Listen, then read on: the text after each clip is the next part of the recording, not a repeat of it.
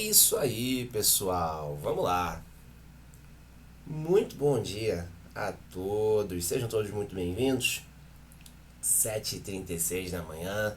Live geradora de renda número 4. Vamos lá, segunda-feira, 15 de janeiro. Hoje, boa parte dos fundos imobiliários pagando dividendos aí. Beleza? Então, vamos mostrar hoje quem tá pagando.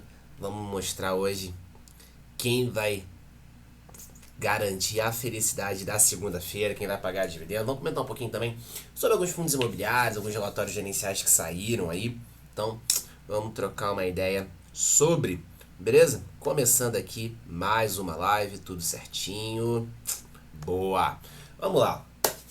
Galera, vamos começar, vamos com tudo. Segunda-feira aí, dia de sol, tempo aberto aqui em São Paulo. Vamos lá, galera. Depois do final de semana aí de comemoração do aniversário, vamos em frente.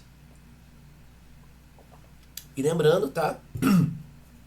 Quem tiver interesse na minha assessoria, no meu acompanhamento aqui pela XP, quem tá no Instagram, pode me mandar uma mensagenzinha no direct, tá bom? Que daí a gente vai conversar. Quem estiver assistindo aqui a gravação no YouTube, pode me mandar aí uma mensagem no meu Instagram, o link tá na descrição. Manda uma mensagem lá, a gente conversa. Show?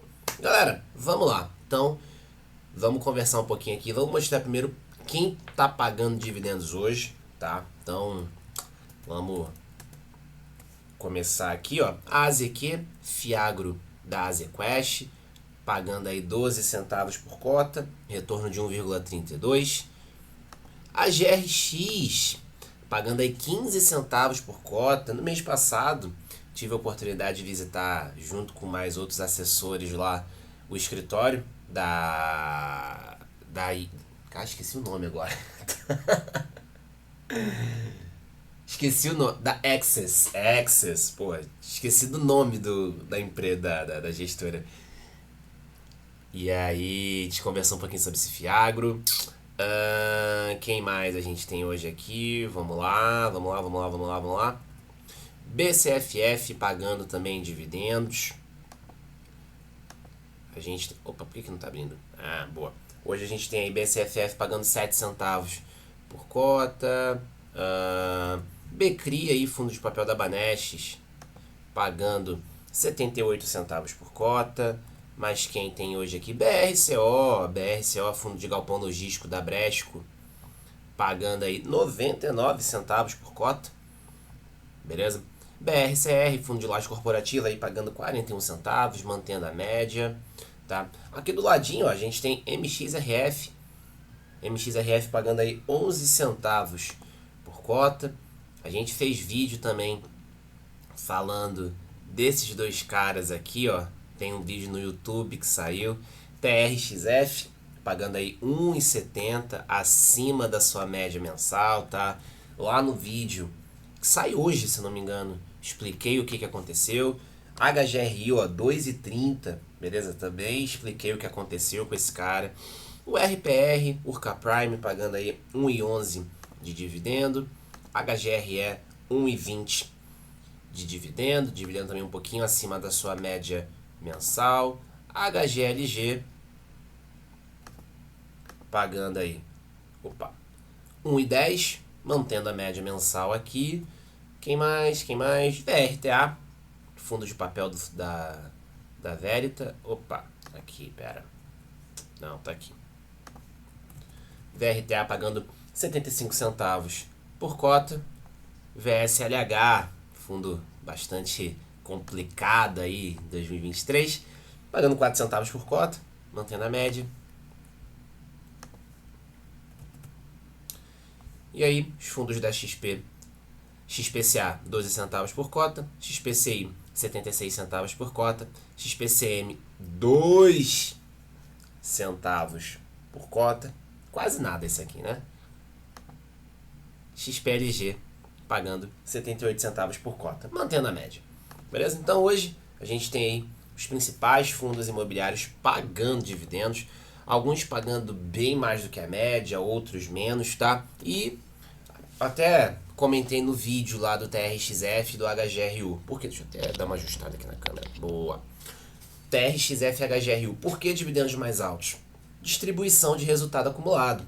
Então, quando o fundo ele vende imóvel, quando ele destrava esse valor para o cotista, para o fundo, ele vai ter ali, geralmente no final do primeiro semestre, no final do segundo, ele deve acabar fazendo um pagamento maior de dividendos em relação à sua média mensal. Então, a média do TRXF está ali na casa de 90 centavos. Daí o fundo anunciou 1,70. A HGRU está na média de 85 centavos por cota. Foi e anunciou 2,30. Tá? Por quê? Resultado acumulado. Os fundos fizeram gestão ativa, reciclagem de portfólio, destravaram valor e aí foram acumulando esse resultado ao longo do tempo. Chegou no final do semestre, acabaram fazendo a distribuição. Beleza? Então, pega aquele caixa e distribui a maior parte dele, tá? Que a gente acaba tendo um dividendo maior. E aí, o próximo dividendo anunciado provavelmente já deve voltar para o seu patamar histórico. E aí você deve ver alguma notícia do tipo, fundo tal reduziu em tantos por cento de dividendo. Tem algo de estranho nisso? Não, ele só voltou para o patamar da média dele. Ele só voltou para o patamar operacional dele. Tá tudo certo. Beleza? Tá tudo certo. Então, quando a gente vai analisar dividendo, a gente tem que tomar cuidado com esses dividendos muito altos, tá? Geralmente, final do primeiro, final do segundo semestre, tá? Por quê? Vão ser distribuições também de lucro acumulado, de resultado acumulado. Então, a gente tem que olhar o que é recorrente, o que é fruto do operacional do fundo. Beleza, galera? Tranquilo? Quem tiver dúvida, pode comentar aqui embaixo, pode mandar. Quem tiver interesse na minha assessoria, pode me chamar no direct. Quem está assistindo aqui no YouTube, o link do meu Instagram tá na descrição. Entra aí e pode me chamar no direct também. Aproveita e já me segue, todo dia tem live aqui no Instagram, tá? Se você tiver interesse na assessoria, pode me mandar uma mensagem que a gente conversa. Boa? Maravilha. Galera, vamos bater aqui alguns relatórios gerenciais. Saiu o relatório gerencial do VGHF. E aí, vamos trocar uma ideia sobre ele. Vou abrir aqui o relatório gerencial. Não, deixa eu fazer melhor. Deixa eu abrir no site do Status Invest. Porque no da B3 fica ruim de abrir. Vamos lá. Então, vamos falar agora do relatório gerencial do VGHF. Vamos bater aqui os principais pontos.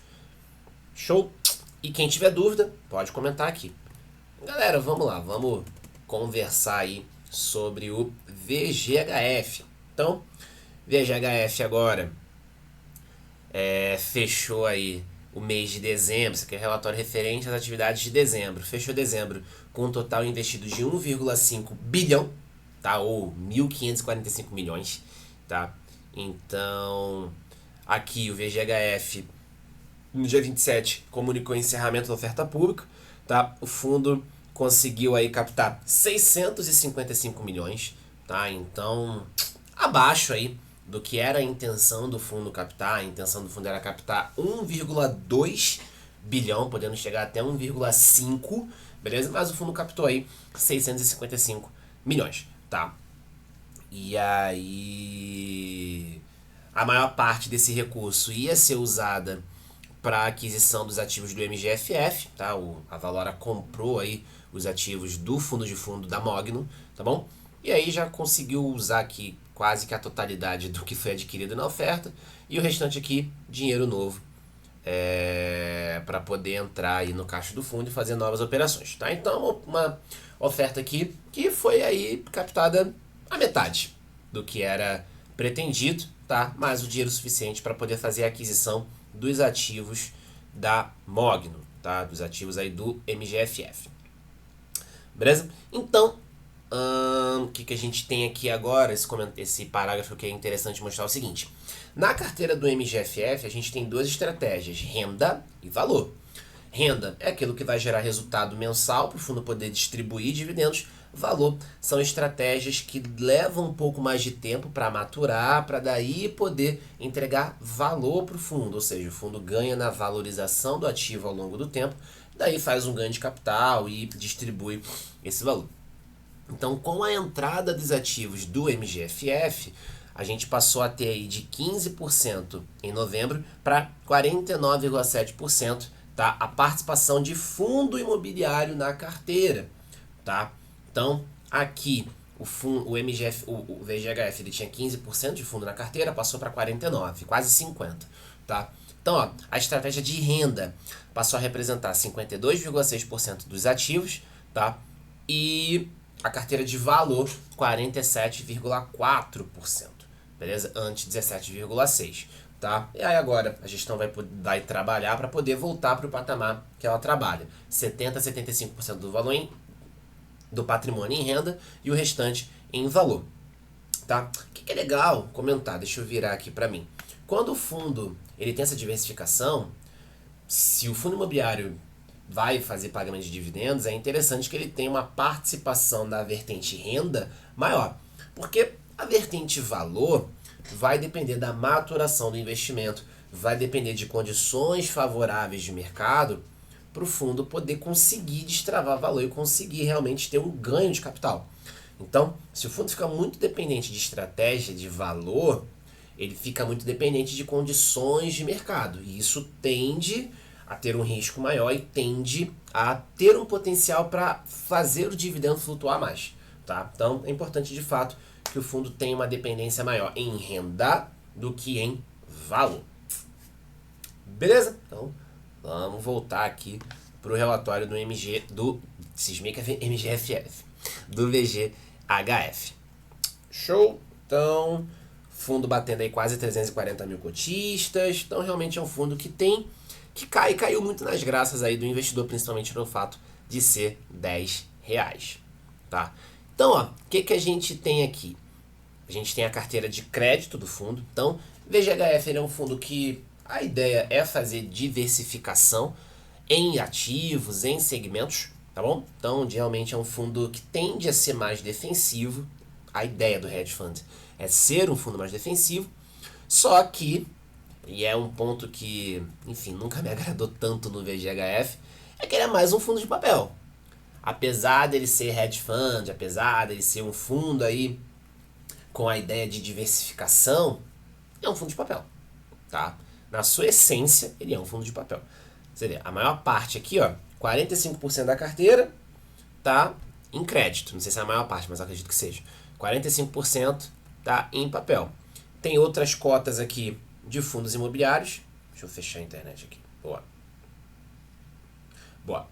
Então, você tem outras cotas aqui de fundos de investimento, tá? E tem outros fundos imobiliários aqui na carteira, tá? E daí agora essa carteira ela tá ainda maior porque o VGHF ele adquiriu aí o MGFF, comprou as cotas do MGFF, comprou os ativos do MGFF.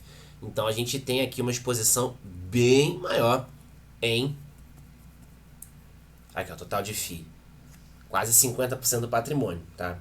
Então isso aqui é muito em função da compra aí dos ativos do MGFF.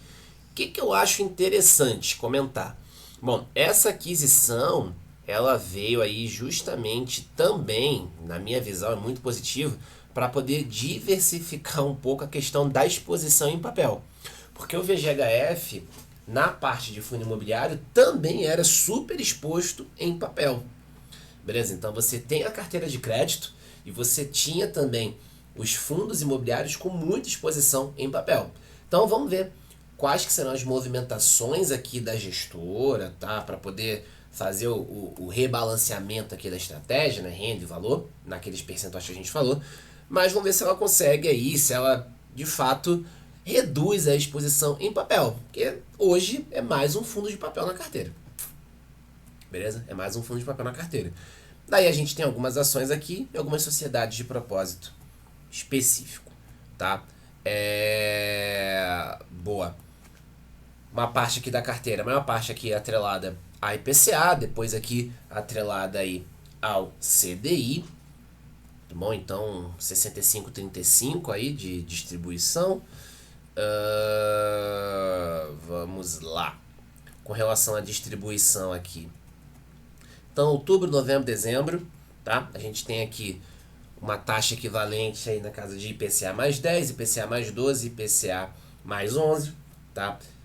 2023, uma média ali de dividendo em relação à cota patrimonial de IPCA mais 9,84. Então realmente é um fundo que acaba te entregando aí uma proteção com relação à inflação.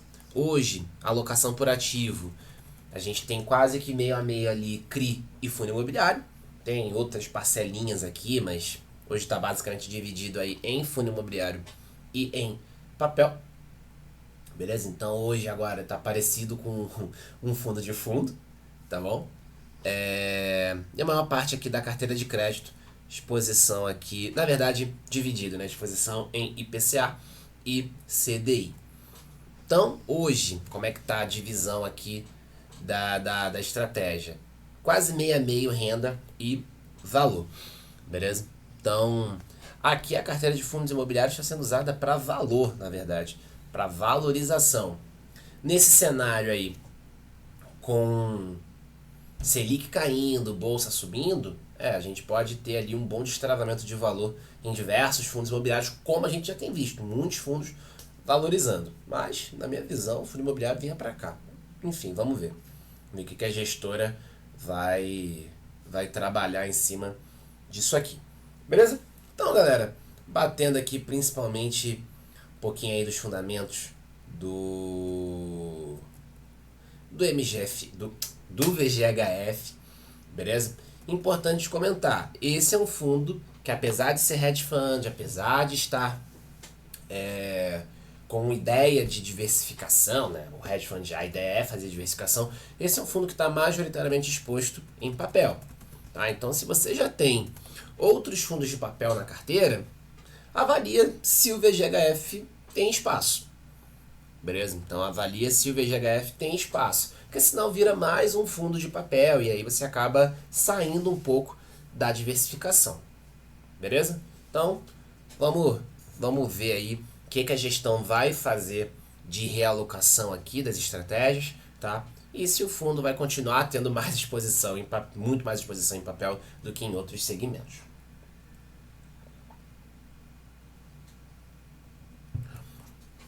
Beleza? VGHF resolvido. Galera, vamos lá. Então, a gente tem aí mais um fundo fazendo emissão de novas cotas, tá bom? RZTR11. RZTR, fundo aí com exposição no segmento agrícola.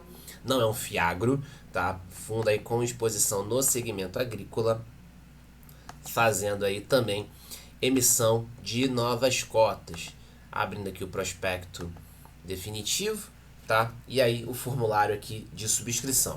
Galera, então o preço da emissão aqui R$ 99,65, tá? Essa é a quarta emissão do RZTR.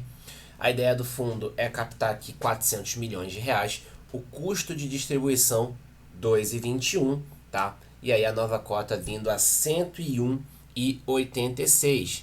Quando a gente olha aqui no mercado, quando a gente vai olhar aqui o preço no mercado, um descontinho até interessante, tá? A nova cota está vindo a 102,84, enquanto que a nova cota já com o custo de distribuição 101,86. Então a gente está com um descontinho aqui de mais ou menos R$1 em relação aí ao preço de mercado. Então a nova cota vindo praticamente aí a R$1 abaixo do preço de mercado.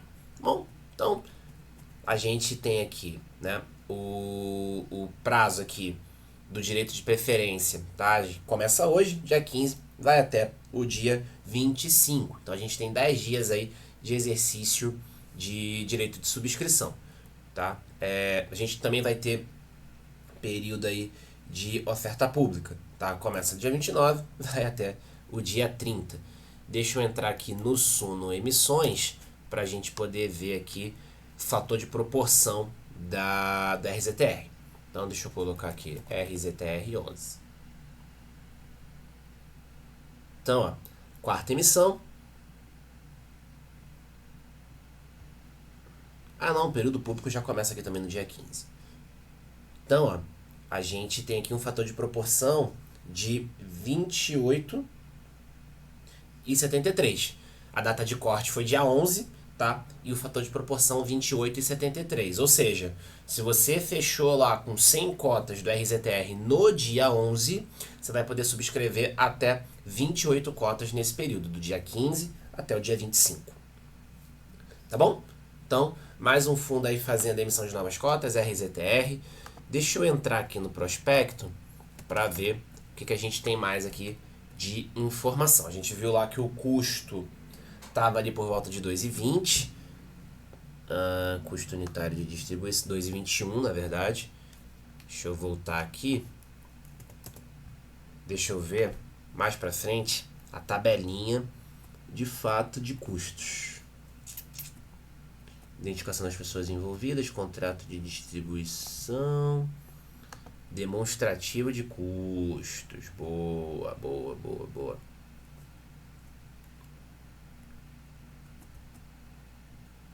Tá.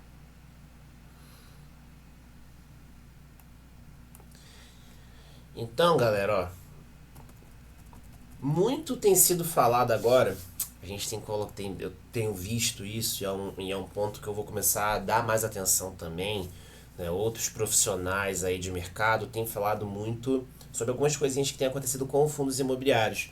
Tá? E uma delas é a questão do custo das emissões. A gente está no momento de muita emissão rolando. Tá? Qual que é a parada? Isso daqui, ó. Vamos lá. A gente tem...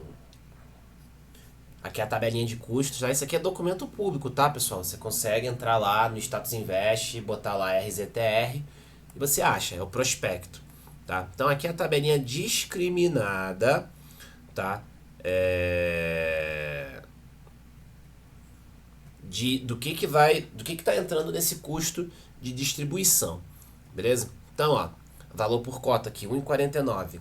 Comissão de coordenação e estruturação, tributos sobre a comissão de coordenação e estruturação, comissão de distribuição, ó, 1,99. Tá vendo, ó, 1,99, tá? Então, ó, o que isso significa? É a grana que vai ser paga para distribuição, por exemplo. Então, ó, eu, assessor, lá na XP, for fazer distribuição aqui do RZTR, das novas cotas do RZTR, a minha comissão vem daqui. Tá? O que vai pagar a minha comissão vem daqui, em cima do quanto que eu conseguir alocar, tá? Obviamente, se fizer sentido para o cliente, tá? Então, a minha comissão vem daqui. É importante eu comentar isso aqui, tá? Porque isso aqui também é informação que os clientes precisam saber, tá? Então, quem me questionar sobre a minha remuneração, eu tenho o dever de explicar, a resolução CVM 179 de 2023, tá? Então, não é problema nenhum falar sobre isso aqui. Tá? Não é problema nenhum, inclusive é um dever meu. Essa grana aqui, o 1,99, é o que vai pagar a minha comissão se eu distribuir esse produto aqui. Beleza? Então vamos lá, galera. Então, todos os custos aqui da distribuição do RZTR. Tá? Então a gente vai ter aqui, ó, total a ser arcado com os recursos da distribuição primária, 2,21. A gestora vai arcar com 28 centavos. Total a ser arcado pelo fundo, 1,55. Ou seja, os custos aqui, tá, também serão arcados pelo fundo. Grande Diego, bom dia. Então, vai ter recurso que vai ter custo aqui que vai ser arcado pelo fundo. Ou seja, quem é cotista do fundo vai pagar a subscrição dos novos entrantes. É o que isso daqui significa, tá? Então, o custo total da oferta é 4,3.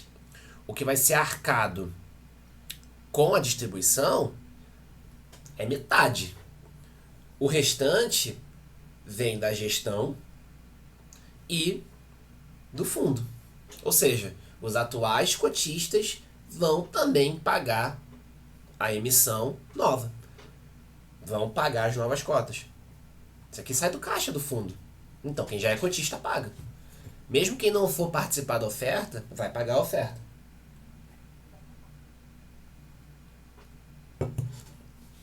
Tá? Então, assim, é uma parada que divide opiniões, né? Tá lá no caixa, né? E aí você acaba penalizando os atuais cotistas. Então, assim, é uma movimentação, deixa eu virar pra mim, tá?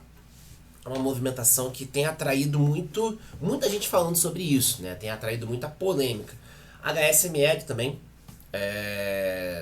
teve bastante discussão sobre isso, tá? Porque a gestão ali, o custo é zero, mas o caixa do fundo vai ser usado, não todo, obviamente, vai ser usado para custear. Então, os cotistas antigos vão custear a entrada dos novos. Então, fica toda essa discussão. Cara, o que eu acho? Eu acho que realmente essa política de distribuição, os custos e tudo mais, tudo isso precisa ser bem avaliado, precisa ser bem mensurado. E, cara, a gestão trazer bastante transparência sobre isso. Beleza? Olha, vamos usar recurso ali do caixa do fundo, parará. Sabe, ter algum mecanismo para poder realmente dar mais transparência e não ser tão prejudicial para o fundo. Tá bom? Então, aqui no caso do RZTR, a gente vai ter custeio da emissão com dinheiro de caixa do fundo. Na minha visão, não está totalmente errado, porque, bom, tá lá, é caixa, tá lá para isso mesmo, beleza? Agora a gente só precisa ver qual que é o impacto, qual que é o custo disso pro fundo. Poxa, 1,55 por cota é muita coisa. É quase a metade do custo da oferta. É quase metade do custo da oferta. É muita grana, é muita coisa. 1,55 por cota. Tudo bem que a RZTR fez uma venda bem interessante no ano passado, destravou em mais de R$6 numa venda lá. A gente falou sobre isso no ano passado. Mas, de toda forma, é um baita custo a ser arcado pelo fundo. E quem não for participar da emissão está pagando do mesmo jeito para poder ter novos entrantes no fundo, para ser diluído. Tudo bem que a diluição dos cotistas, para a gente de varejo que tem poucas cotas, é praticamente indiferente. Você já tem uma participação muito pequena no fundo. Então, para a gente efetivamente não muda nada, tá? O ponto é o custo disso para os cotistas atuais. Beleza? 1,55 é muita coisa. É muita coisa. Tá? Para custear a oferta. Esse dinheiro poderia ser usado para distribuição.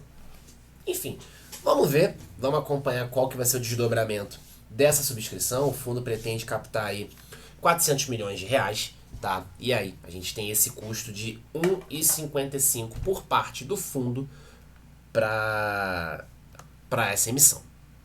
Vamos ver se já tem aqui no prospecto, qual que é a intenção de uso aqui dos recursos. Ó, o fundo já tem um pipe aqui de 7 ativos, tá? Então, deixa eu virar aqui, ó. O fundo já tem um pipezinho aqui de 7 operações aí, tá? Volume de 750 milhões, tá? O fundo, então, deve usar um pouquinho ali de caixa, ou deve fazer alguma alavancagem, alguma coisa do tipo, para poder fazer a emissão. Então, o fundo já tem aqui no pipe 7 ativos espalhados aqui pelo Brasil, Mato Grosso, Maranhão, Bahia, Tocantins e Goiás, tá? Para fazer a aquisição com essa oferta. Beleza? Então, o fundo já tem esse pipe aqui de 7 ativos. E aí, agora é nosso trabalho. Vamos acompanhar o que a gente vai ter de avanço nessa subscrição, nessa emissão. Começando hoje é a subscrição e o período público. Subscrição indo até dia 25, período público indo até dia 30. E aí, ponto aqui, né? O custo da oferta aí, que vai ser bancado por uma parte ali pelos atuais cotistas, 1,55. Beleza, pessoal? De boa? Então, falamos aqui do RZTR. Pra gente fechar aqui, ó, deixa eu pegar o relatório do VGIP 11. Saiu também relatório do VGIP. Então, vamos dar uma olhadinha aqui no VGIP 11. Boa, deixa eu virar aqui para vocês. Então, VGIP 11 fechando aí 2023 com 50 operações e um patrimônio de 1,1 bilhão. Então, algumas movimentações que foram feitas e tudo mais. A distribuição de rendimentos aí do fundo em 2023 equivalente a IPCA mais 7, tá? Resultado bem interessante. O fundo ele está ali posicionado com uma categoria em uma categoria mais middle risk, tá? Então, retorno até bem condizente. Qualidade de crédito da carteira, tá? Então, todos os ativos estão adimplentes, o que é muito positivo. Então, todos os fluxos acontecendo aí bonitinho, sem muitas intercorrências. O fundo chegou aí a quase 90 mil cotistas em dezembro, uma liquidez média de mais ou menos 1,8 milhões. Beleza? Então, vamos lá. Aqui, carteirinha de ativos do VGIP11, beleza? Fundo 100% alocado em CDI. Aqui a diversificação por segmento, maior parte aqui residencial, depois build to suit, tá? Ou seja, construído de forma sob medida, tá? Depois shopping, escritório pulverizado e logística. Maior parte do fundo aqui, IPCA. Então, a gente teve a liberação, inclusive, do IPCA de dezembro na quinta, tá? Superando as expectativas de mercado. IPCA batendo aí, se eu não me engano, 0,54%. Então, a gente vê uma baita retomada aí da inflação, tá? Então, a gente deve observar dividendos ali um pouquinho maiores janeiro, fevereiro, em função desse IPCA ali mais alto de dezembro, tá? IPCA de novembro veio ali 0,28, 0,20 alguma coisa, IPCA de dezembro 0,50 alguma coisa. Então a gente deve observar um aumento ali na parcela de correção monetária, a gente deve observar ali dividendos um pouquinho maiores, tá? O que é importante? Fundo de papel atrelado a IPCA vai ter flutuação de dividendo em função da flutuação do IPCA, mas é importante olhar o seguinte comentário. Todos os CRIs da carteira encontram-se adimplentes. É isso que importa. Tá? Os ativos precisam estar adimplentes, precisam estar com pagamento em dia. Dividendo oscilar por causa de indexador, ok, beleza, acontece. Agora, quando a gente tem oscilação por causa de inadimplência, aí o negócio é diferente, aí o buraco é mais embaixo. Tá? Então, divisãozinha aqui de alocação por LTV, beleza? 42% aqui da carteira alocada em LTV abaixo de 50%, tá bom? E o restante aqui até 80%. A gente tem ali uma LTV de 50-60, de 60-70, 70-80 e 6% só acima de 80%. Lembrando, quanto maior a LTV, maior é o risco do fundo de papel. Beleza? Então aqui, comentando sobre cada CRI, comentando quais são as garantias, tá bom? E aí, é o que a gente tem para o VGIP11. Show de bola, pessoal? Então, falamos aí do VGHF, falamos aí do VGIP, falamos aí da emissão do RZTR. E com isso, a gente fecha a live número 4. Boa, 8h10 da manhã, já estamos em hora já de arrumar para ir pro escritório, né? Voltar à rotina do escritório. E é isso, beleza? Então, pessoal, live 4 concluída com sucesso, encerrada com sucesso, tá bom? Obrigado aí pela participação de todo mundo. Quem tiver interesse na assessoria, pode me chamar no direct. Quem está assistindo a gravação no YouTube, o meu Instagram tá aqui na descrição, pode clicar, pode me chamar lá no Instagram e a gente conversa. Aproveita e me segue lá também, tá bom? Todo dia tem live, tá? Daí a gente conversa. Se a assessoria fizer sentido para você, a gente avança nessa parceria. Beleza? Então, pessoal, muitíssimo obrigado.